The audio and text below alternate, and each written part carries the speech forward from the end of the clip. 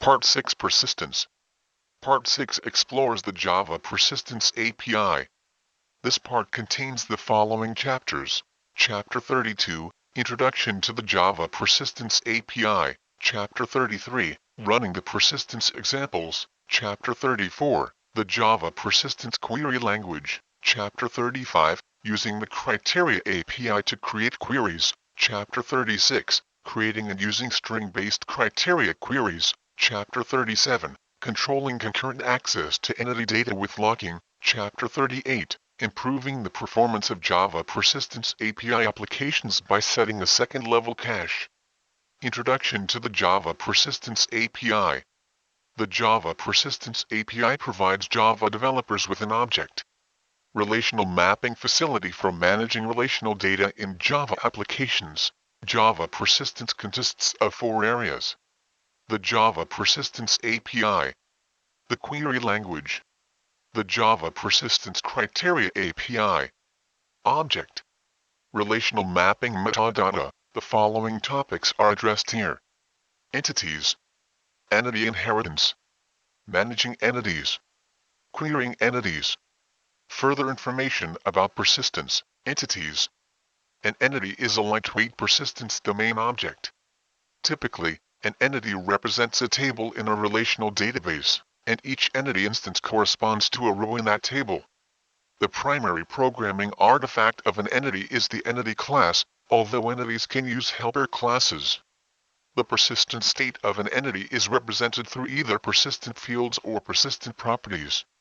These fields or properties use object relational mapping annotations to map the entities and entity relationships to the relational data in the underlying data store. Requirements for entity classes.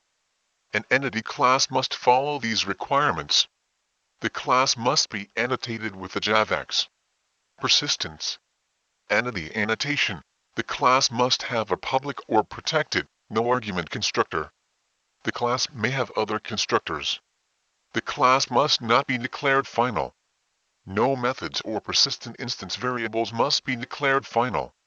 If an entity instance is passed by value as a detached object, such as through a session beans remote business interface, the class must implement the serializable interface. Entities may extend both entity and non-entity classes, and non-entity classes may extend entity classes. Persistent instance variables must be declared private, protected, or package private and can be accessed directly only by the entity class's methods. Clients must access the entity's state through accessor or business methods. Persistent fields and properties in entity classes. The persistent state of an entity can be accessed through either the entity's instance variables or properties. The fields or properties must be of the following Java language types: Java primitive types, Java, lang, string. Other serializable types, including O wrappers of Java primitive types, O Java, math, big integer, O Java, math, big decimal, O Java, util, date, O Java, util, calendar, O Java, SQL, date, O Java, SQL, time, O Java, SQL. Timestamp, O user-defined serializable types, O byte, O char, O character.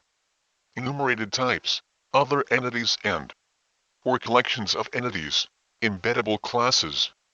Entities may use persistent fields, persistent properties, or a combination of both. If the mapping annotations are applied to the entity's instance variables, the entity uses persistent fields. If the mapping annotations are applied to the entity's getter methods for Java bean-style properties, the entity uses persistent properties. Persistent fields. If the entity class uses persistent fields, the persistence runtime accesses entity class instance variables directly. All fields not annotated javax. Persistence. Transient or not marked as Java transient will be persisted to the data store. The object. Relational mapping annotations must be applied to the instance variables, persistent properties. If the entity uses persistent properties, the entity must follow the method conventions of Java Beans components. Java Bean style properties use getter and setter methods that are typically named after the entity class's instance variable names. For every persistent property of type of the entity, there is a getter method get property and setter method set property. If the property is a boolean, you may use is property instead of get property. For example, if a customer entity uses persistent properties and has a private instance variable called firstName, the class defines a getFirstName and setFirstName method for retrieving and setting the state of the firstName instance variable. The method signature for single-valued persistent properties are as follows. Type getProperty void setProperty type. The object. Relational mapping annotations for persistent properties must be applied to the getter methods. Mapping annotations cannot be applied to fields or properties annotated. Transient or marked transient, using collections in entity fields and properties. Collection-valued persistent fields and properties must use the supported Java collection interfaces regardless of whether the entity uses persistent fields or properties. The following collection interfaces may be used. java.util.Collection, java.util.Set, java.util.List, java.util.Map. If the entity class uses persistent fields, the type in the preceding method signatures must be one of these collection types. Generic variants of these collection types may also be used. For example, if it has a persistent property that contains a set of phone numbers, the customer entity would have the following methods. Set phone number, get phone numbers, void set phone number set phone number. If a field or property of an entity consists of a collection of basic types or embeddable classes, use the javax. Persistence. Element collection annotation on a field or property. The two attributes of element collection are target class and fetch. The target class attribute specifies the class name of the basic or embeddable class and is optional if the field or property is defined using Java programming language generics. The optional fetch attribute is used to specify whether the collection should be retrieved lazily or eagerly, using the javax. Persistence. Fetch type constants of either lazy or eager, respectively. By default, the collection will be fetched lazily. The following entity, person, has a persistent field, nicknames, which is a collection of string classes that will be fetched eagerly. The target class element is not required, because it uses generics to define the field. Entity public class person. Element collection fetch equal eager protected set. String. Nickname equal new hash set. String. Collections of entity elements and relationships may be represented by Java. Util. Map collections. A map consists of a key and a value. When using map elements or relationships, the following rules apply.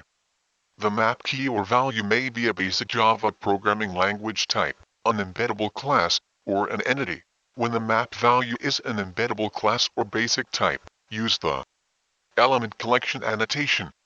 When the map value is an entity, use the one-to-many or many-to-many annotation.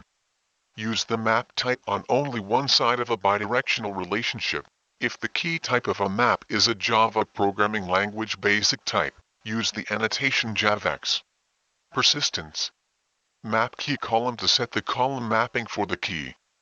By default, the name attribute of map key column is of the form relationship field. Property name key. For example, if the referencing relationship field name is image, the default name attribute is image key. If the key type of a map is an entity, use the javax. Persistence. Map key join column annotation. If the multiple columns are needed to set the mapping, use the annotation javax. Persistence. Map key join columns to include multiple map key join column annotations. If no map key join column is present, the mapping column name is by default set to relationship field. Property name key. For example, if the relationship field name is employee, the default name attribute is employee key. If Java programming language generic types are not used in the relationship field or property, the key class must be explicitly set using the javax. Persistence. Map key class annotation. If the map key is the primary key or persistent field or property of the entity that is the map value, use the javax. Persistence. Map key annotation. The map key class and map key annotations cannot be used on the same field or property. If the map value is a Java programming language basic type or an embeddable class, it will be mapped as a collection table in the underlying database. If generic types are not used, the element collection annotations target class attribute must be set to the type of the map value. If the map value is an entity and part of a many-to-many or one-to-many unidirectional relationship, it will be mapped as a join table in the underlying database. A unidirectional one-to-many relationship that uses a map may also be mapped using the join column annotation. If the entity is part of a one-to-many, many-to-one bidirectional relationship, it will be mapped in the table of the entity that represents the value of the map.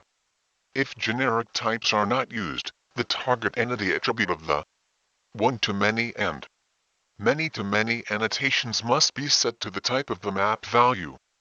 Validating persistent fields and properties. The Java API for Java Beans validation. Bean validation provides a mechanism for validating application data. Bean validation is integrated into the Java EA containers, allowing the same validation logic to be used in any of the tiers of an enterprise application. Bean validation constraints may be applied to persistent entity classes, embeddable classes, and map superclasses. By default, the persistence provider will automatically perform validation on entities with persistent fields or properties annotated with bean validation constraints immediately after the pre-persist, pre-update, and pre-remove lifecycle events. Bean validation constraints are annotations applied to the fields or properties of Java programming language classes. Bean validation provides a set of constraints as well as an API for defining custom constraints. Custom constraints can be specific combinations of the default constraints, or new constraints that don't use the default constraints. Each constraint is associated with at least one validator class that validates the value of the constrained field or property. Custom constraint developers must also provide a validator class for the constraint. Bean validation constraints are applied to the persistent fields or properties of persistent classes. When adding bean validation constraints, use the same access strategy as the persistent class. That is, if the persistent class uses field access, apply the bean validation constraint annotations on the class's fields. If the class uses property access, apply the constraints on the getter methods. Table 9-2 lists bean validation's built-in constraints, defined in the javax. Validation constraints package. All the built-in constraints listed in Table 9-2 have a corresponding annotation, constraint name. List, for grouping multiple constraints of the same type on the same field or property. For example, the following persistent field has two pattern constraints, pattern, list, pattern regexp equal, pattern regexp equal. The following entity class, contact, has bean validation constraints applied to its persistent fields. Entity public class contact implements serializable private static final long serial version UID equal 1L. id. Generated value strategy equal generation type. Auto private long id. Not no protected string first name. Not no protected string last name. Pattern regexp equal az0-9. Dollar. And plus. Equal. Plus. Plus az0-9. Dollar. And plus. Equal. Plus. Plus. az0-9. az0-9 az0-9. Plus az0-9. az0-9 az0-9. Message equal invalid. Email. Protected string email. Pattern regexp equal. D3. D3. D4 message equal invalid. Phone number. Protected string mobile phone. Pattern regexp equal. D3. D3. D4 message equal invalid. Phone number protected string home phone. Temporal javax. Persistence. Temporal type. Date. Past protected date birthday. The. Not no annotation on the first name and last name fields specifies that those fields are now required. If a new contact instance is created where first name or last name have not been initialized, bean validation will throw validation error. Similarly, if a previously created instance of contact has been modified so that first name or last name are null, a validation error will be thrown. The email field has a pattern constraint applied to it, with a complicated regular expression that matches most valid email addresses. If the value of email doesn't match this regular expression, a validation error will be thrown. The home phone and mobile phone fields have the same pattern constraints.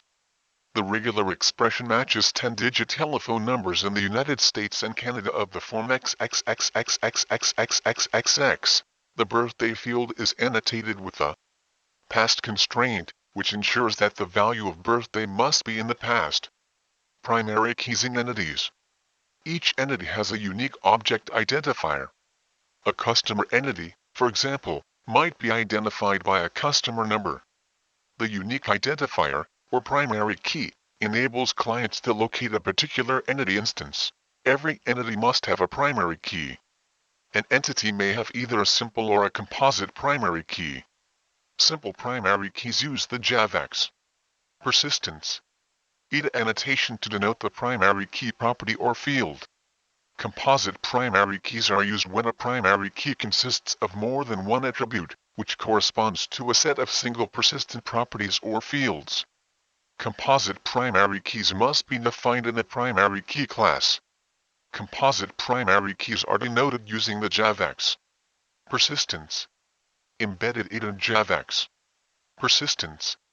In class annotations, the primary key, or the property or field of a composite primary key, must be one of the following Java language types: Java primitive types, Java primitive wrapper types, Java lang, string, Java util, date.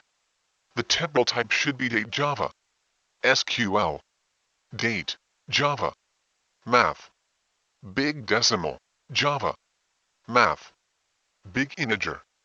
Floating point types should never be used in primary keys. If you use the generated primary key, only integral types will be portable.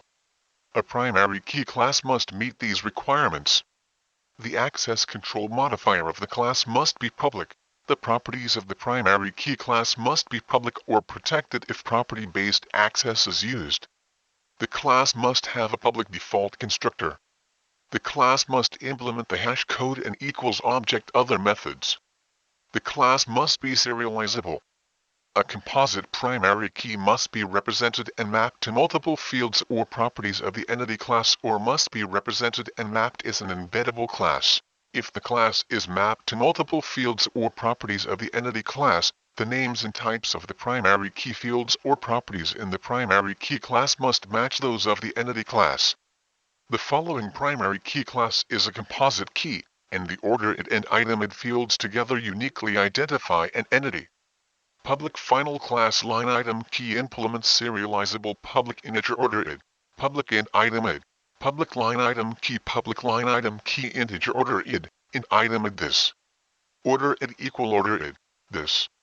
Item it equal item id. Public boolean equals object other ob if this other ob return true. If other ob instance of line item key return false. Line item key other equal line item key other ob. Return order id null, other. Order id null, order id. Equals other. Order id item id other. Item id. Public int hash code return order id null, 0. Order id. Hash code int item id. Public string to string return plus order id plus dash plus item id. Multiplicity in entity relationships. Multiplicities are of the following types: 1 to 1, 1 to many, many to 1, and many to many. 1 to 1. Each entity instance is related to a single instance of another entity. For example, To model a physical warehouse in which each storage bin contains a single widget, storage bin and widget would have a one-to-one relationship. One-to-one relationships use the javax. Persistence. One-to-one annotation on the corresponding persistent property or field. One-to-many.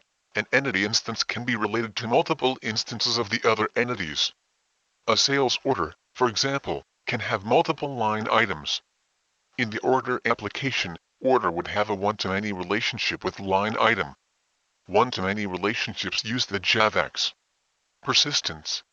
One-to-many annotation on the corresponding persistent property or field. Many-to-one. Multiple instances of an entity can be related to a single instance of the other entity. This multiplicity is the opposite of a one-to-many relationship. In the example just mentioned, the relationship to order from the perspective of line item is many-to-one. Many-to-one relationships use the javax. Persistence. Many-to-one annotation on the corresponding persistent property or field. Many-to-many. The entity instances can be related to multiple instances of each other. For example, each college course has many students, and every student may take several courses. Therefore, in an enrollment application, course and student would have a many-to-many relationship. Many-to-many relationships use the javax. Persistence. Many-to-many annotation on the corresponding persistent property or field. Direction in entity relationships. The direction of a relationship can be either bidirectional or unidirectional. A bidirectional relationship has both an owning side and an inverse side. A unidirectional relationship has only an owning side. The owning side of a relationship determines how the persistence runtime makes updates to the relationship in the database. Bidirectional relationships. In a bidirectional relationship, each entity has a relationship field or property that refers to the other entity. Through the relationship field or property, an entity class's code can access its related object. If an entity has a related field, the entity is said to know about its related object. For example, if order knows what line item instances it has and if line item knows what order it belongs to, they have a bidirectional relationship. Bidirectional relationships must follow these rules.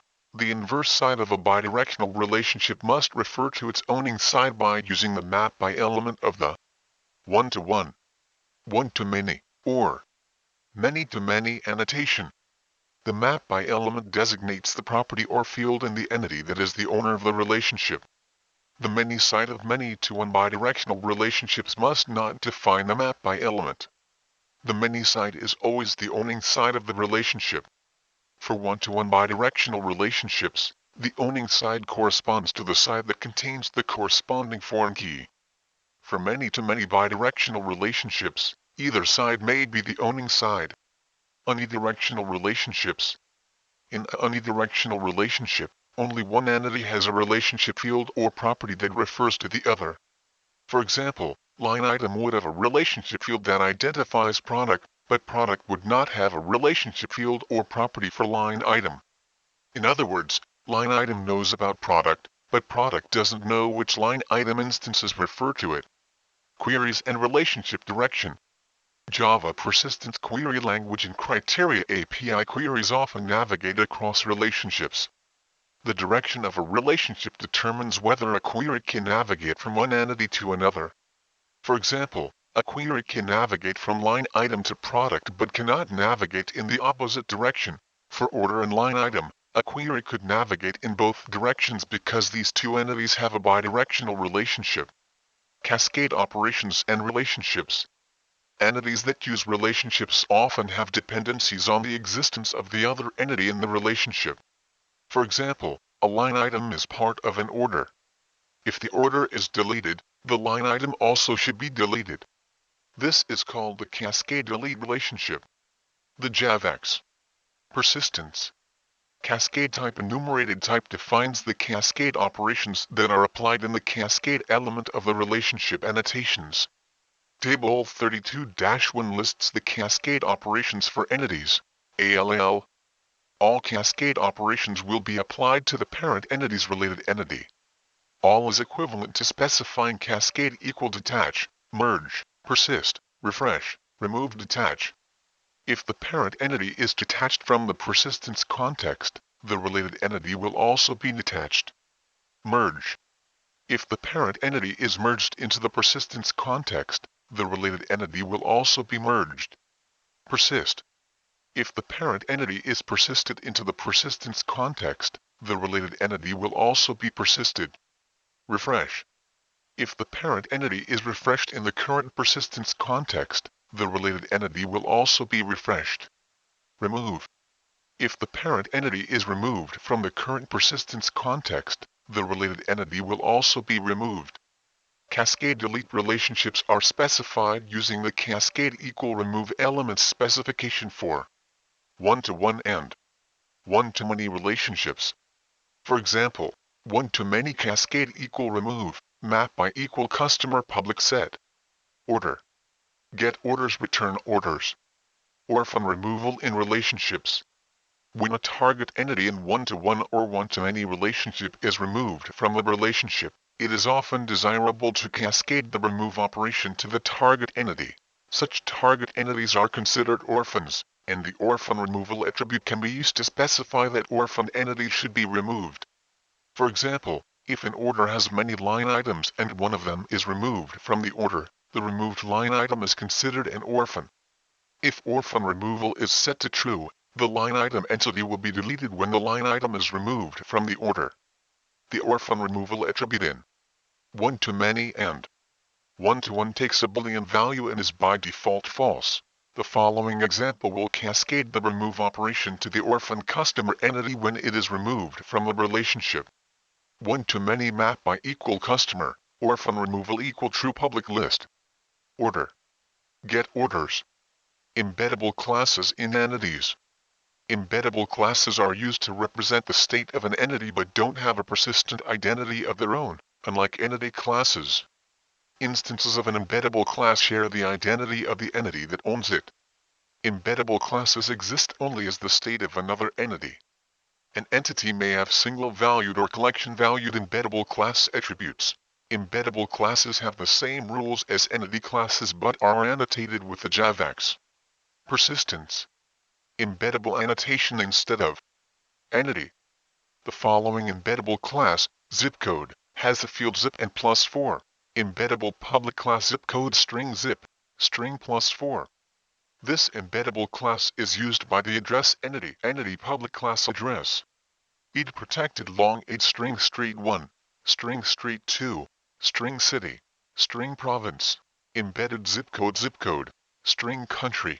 Entities that own embeddable classes as part of their persistent state may annotate the field or property with the javax. Persistence. Embedded annotation but are not required to do so. Embeddable classes may themselves use other embeddable classes to represent their state. They may also contain collections of basic Java programming language types or other embeddable classes. Embeddable classes may also contain relationships to other entities or collections of entities. If the embeddable class has such a relationship, the relationship is from the target entity or collection of entities to the entity that owns the embeddable class. Entity inheritance. Entity support class inheritance, polymorphic associations, and polymorphic queries. Entity classes can extend non-entity classes, and non-entity classes can extend entity classes. Entity classes can be both abstract and concrete. The roster example application demonstrates entity inheritance, as described in entity inheritance in the roster application. Abstract entities. An abstract class may be declared an entity by decorating the class with entity. Abstract entities are like concrete entities but cannot be instantiated. Abstract entities can be queried just like concrete entities. If an abstract entity is the target of a query, the query operates on all the concrete subclasses of the abstract entity. Entity public abstract class employee. Id protected integer employee id. Entity public class full-time employee extends employee protected integer salary. Entity public class part-time employee extends employee protected float hourly wage. Map superclasses. Entities may inherit from superclasses that contain persistent state and mapping information but are not entities. That is, the superclass is not decorated with a Entity annotation and is not mapped as an entity by the Java persistence provider. These superclasses are most often used when you have state and mapping information common to multiple entity classes. Map superclasses are specified by decorating the class with the annotation javax. Persistence. Map superclass public class employee. Id protected integer employee id. Entity public class full-time employee extends employee protected integer salary. Entity public class part-time employee extends employee protected float hourly wage. Map superclasses cannot be queried and can't be used in EntityManager or query operations. You must use entity subclasses of the map superclass in EntityManager or query operations. Map superclasses can't be targets of entity relationships. Map superclasses can be abstract or concrete. Map superclasses do not have any corresponding tables in the underlying data store. Entities that inherit from the map superclass define the table mappings. For instance, in the preceding code sample, the underlying tables would be full-time employee and part-time employee, but there is no employee table. Non-entity superclasses. Entities may have non-entity superclasses, and these superclasses can be either abstract or concrete. The state of non-entity superclasses is non-persistent, and any state inherited from the non-entity superclass by an entity class is non-persistent.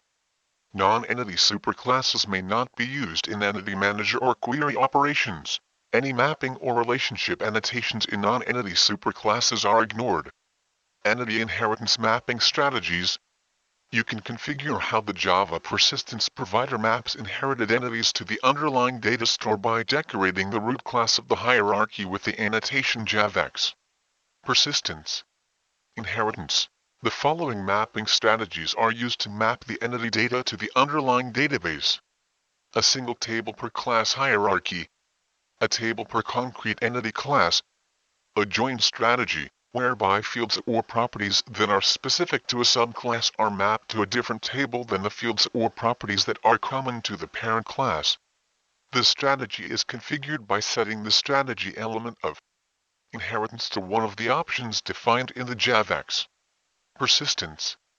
Inheritance type enumerated type, public enum inheritance type single table, joined, table per class. The default strategy, inheritance type single table, is used if the inheritance annotation is not specified on the root class of the entity hierarchy. The single table per class hierarchy strategy. With this strategy, which corresponds to the default inheritance type single table, all classes in the hierarchy are mapped to a single table in the database. This table has a discriminator column containing a value that identifies the subclass to which the instance represented by the row belongs. The discriminator column, whose elements are shown in table 32-2, can be specified by using the javax. Persistence. Discriminator column annotation on the root of the entity class hierarchy. Table 32-2. Discriminator column elements. Type name description. String name. The name of the column to be used as the discriminator column. The default is DTYPE. This element is optional. DiscriminatorType. The type of the column to be used as a discriminator column. The default is DiscriminatorType. String. This element is optional. String column definition. The SQL fragment to use when creating the discriminator column. The default is generated by the persistence provider and is implementation specific. This element is optional. String length. The column length for string-based discriminator types. This element is ignored for non-string discriminator types. The default is 31. This element is optional. The javax. Persistence. Discriminator type enumerated type is used to set the type of the discriminator column in the database by setting the discriminator type element of discriminator column to one of the defined types. Discriminator type is defined as public enum discriminator type string, char, integer. If discriminator column is not specified on the root of the entity hierarchy and a discriminator column is required, The persistence provider assumes a default column name of DTYP and column type of discriminator type. String. The javax. Persistence. Discriminator value annotation may be used to set the value entered into the discriminator column for each entity in a class hierarchy. You may decorate only concrete entity classes with discriminator value, if discriminator value is not specified on an entity in a class hierarchy that uses a discriminator column. The persistence provider will provide a default, implementation-specific value. If the discriminator type element of discriminator column is discriminator type string, the default value is the name of the entity. This strategy provides good support for polymorphic relationships between entities and queries that cover the entire entity class hierarchy. However, this strategy requires the columns that contain the state of subclasses to be nullable, the table per concrete class strategy. In this strategy, which corresponds to inheritance type table per class, each concrete class is mapped to a separate table in the database. All fields or properties in the class, including inherited fields or properties, are mapped to columns in the classes table in the database. This strategy provides poor support for polymorphic relationships and usually requires either SQL union queries or separate SQL queries for each subclass for queries that cover the entire entity class hierarchy. Support for this strategy is optional and may not be supported by all Java Persistence API providers. The default Java Persistence API provider in the Glassfish server does not support this strategy. The join subclass strategy. In this strategy, which corresponds to inheritance type joined, the root of the class hierarchy is represented by a single table, and each subclass has a separate table that contains only those fields specific to that subclass. That is, the subclass table does not contain columns for inherited fields or properties. The subclass table also has a column or columns that represent its primary key, which is a foreign key to the primary key of the superclass table. This strategy provides good support for polymorphic relationships but requires one or more join operations to be performed when instantiating entity subclasses. This may result in poor performance for extensive class hierarchies. Similarly, queries that cover the entire class hierarchy require join operations between the subclass tables, resulting in decreased performance. Some Java Persistence API providers, including the default provider in the Glassfish server, require a discriminator column that corresponds to the root entity when using the join subclass strategy. If you are not using automatic table creation in your application, make sure that the database table is set up correctly for the discriminator column defaults, or use the discriminator column annotation to match your database schema. For information on discriminator columns, see the single table per class hierarchy strategy. Managing entities. Entities are managed by the Entity Manager, which is represented by javax. Persistence. Entity Manager instances. Each Entity Manager instance is associated with a persistence context. A set of managed entity instances that exist in a particular data store. A persistence context defines the scope under which particular entity instances are created, persisted, and removed. The Entity Manager interface defines the methods that are used to interact with the persistence context. The Entity Manager interface. The Entity Manager API creates and removes persistent entity instances, finds entities by the entity's primary key, and allows queries to be run on entities. Container Managed Entity Managers. With the Container Managed Entity Manager, an Entity Manager instance's persistence context is automatically propagated by the container to all application components that use the Entity Manager instance within a single Java transaction API JPA transaction. JPA transactions usually involve calls across application components. To complete a JPA transaction, these components usually need access to a single persistence context. This occurs when an Entity Manager is injected into the application components by means of the javax. Persistence. Persistence context annotation. The persistence context is automatically propagated with the current JPA transaction, and Entity Manager references that are mapped to the same persistence unit provide access to the persistence context within that transaction. By automatically propagating the persistence context, application components don't need to pass references to EntityManager instances to each other in order to make changes within a single transaction. The Java EA container manages the lifecycle of container-managed entity managers. To obtain an Entity Manager instance, inject the Entity Manager into the application component, persistence context Entity Manager M, application managed entity managers. With an application managed entity manager, on the other hand, the persistence context is not propagated to application components, and the lifecycle of Entity Manager instances is managed by the application. Application managed entity managers are used when applications need to access a persistence context that is not propagated with a JPA transaction across Entity Manager instances in a particular persistence unit. In this case, each entity manager creates a new, isolated persistence context. The entity manager and its associated persistence context are created and destroyed explicitly by the application. They are also used when directly injecting Entity Manager instances can't be done because Entity Manager instances are not thread safe.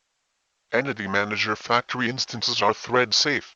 Applications create Entity Manager instances in this case by using the createEntityManager method of javax. Persistence. EntityManagerFactory. To obtain an Entity Manager instance, you first must obtain an EntityManagerFactory instance by injecting it into the application component by means of the javax. Persistence. Persistence unit annotation. Persistence unit EntityManagerFactory env. Then obtain an Entity Manager from the EntityManagerFactory instance. EntityManager M equal env. Create Entity Manager. Application managed entity managers don't automatically propagate the JPA transaction context. Such applications need to manually gain access to the JPA transaction manager and add transaction demarcation information when performing entity operations. The javax. Transaction.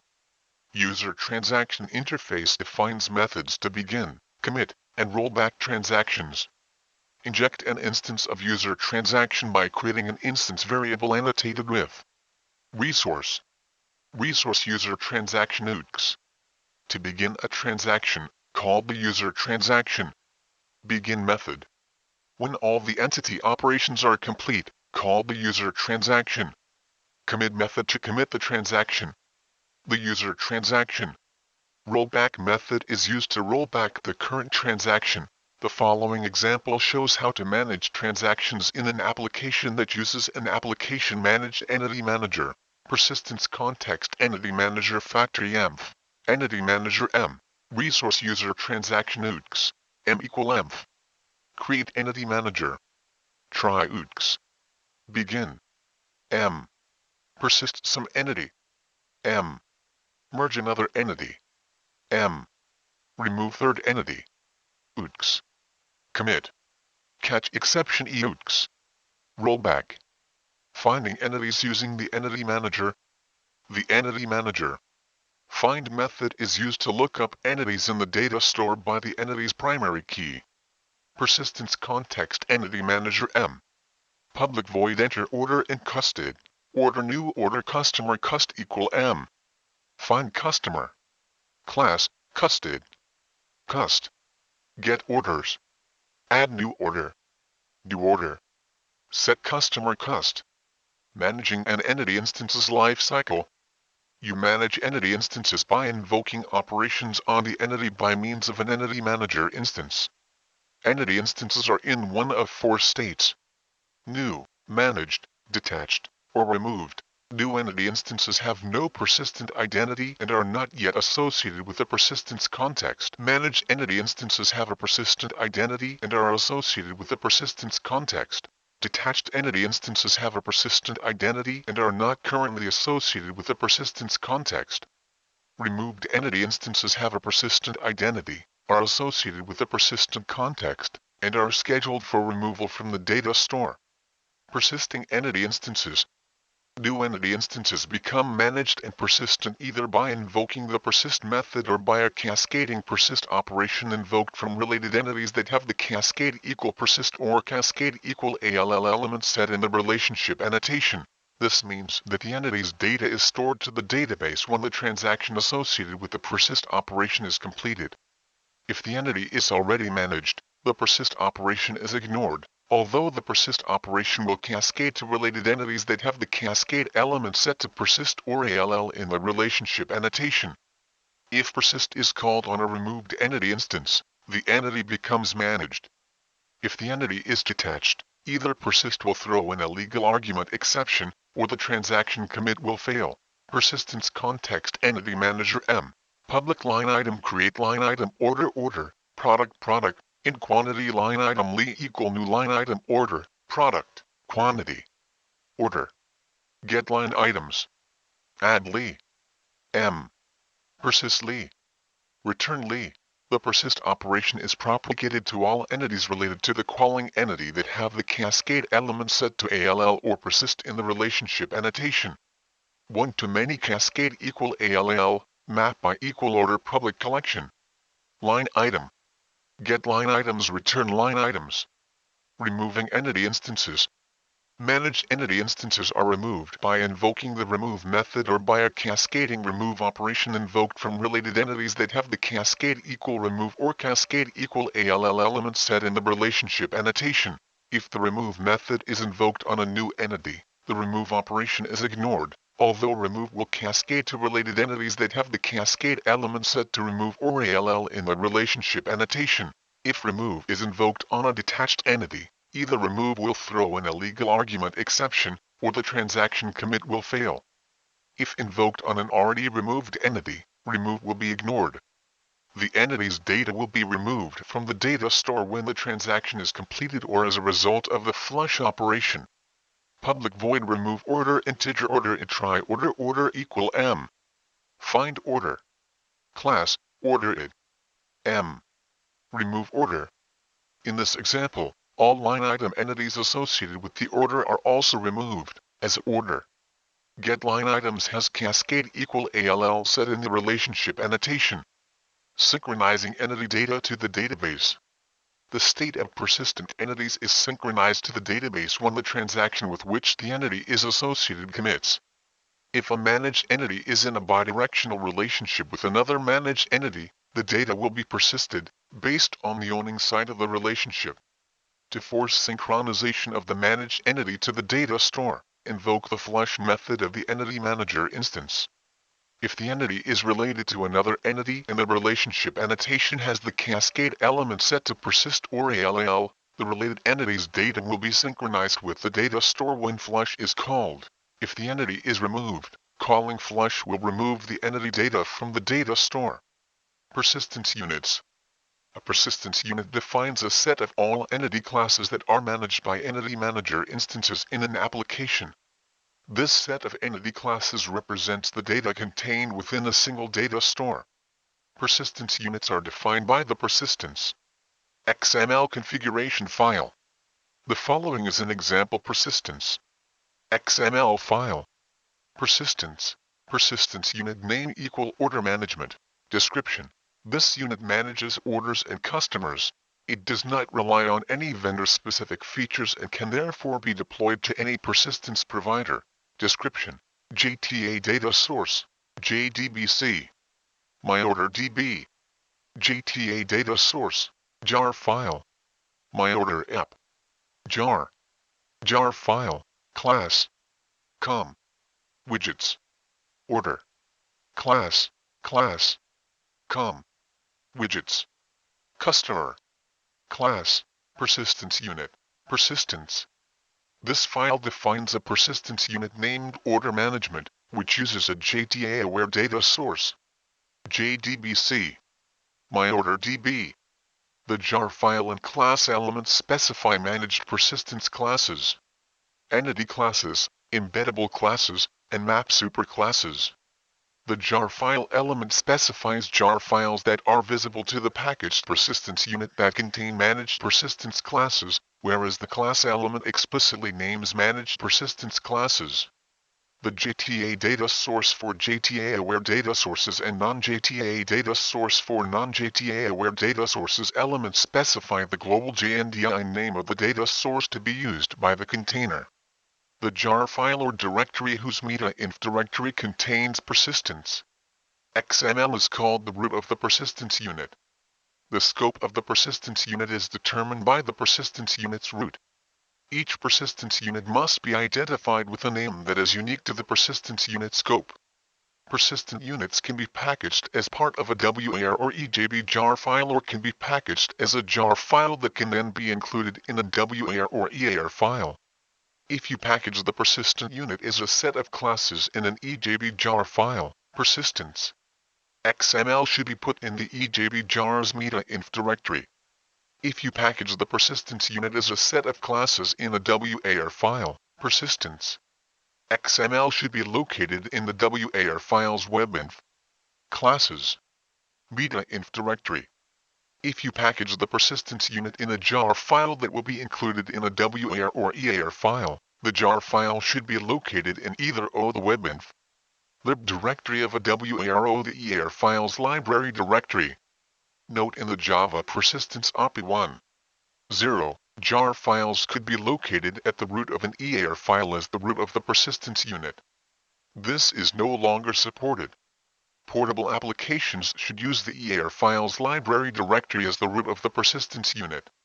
Querying entities.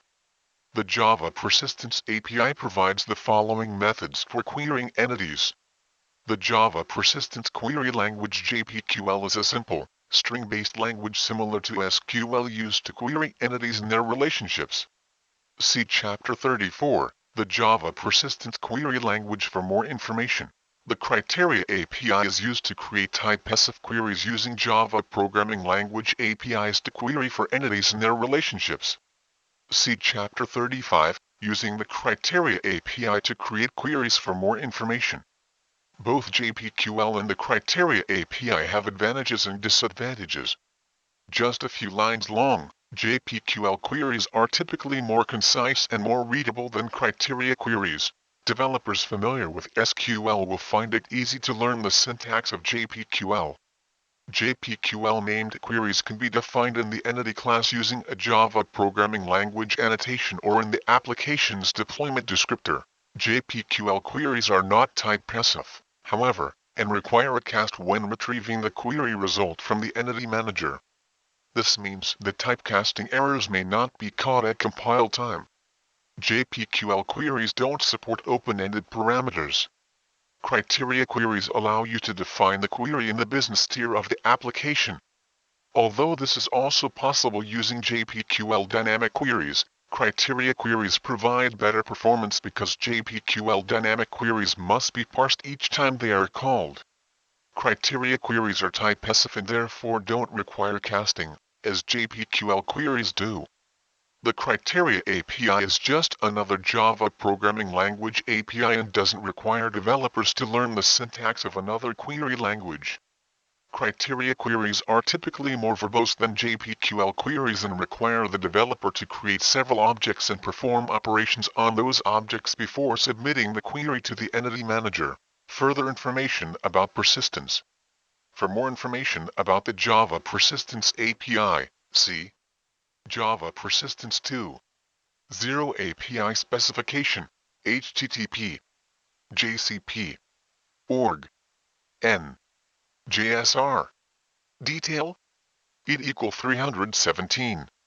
Eclipse link, the Java Persistence API implementation in the Glassfish server, HTTP, Eclipse, org, Eclipse link, JPA, PHP, Eclipse link team blog, HTTP, Eclipse link, blogspot.com, Eclipse link wiki documentation, HTTP, wiki, Eclipse, org, Eclipse link.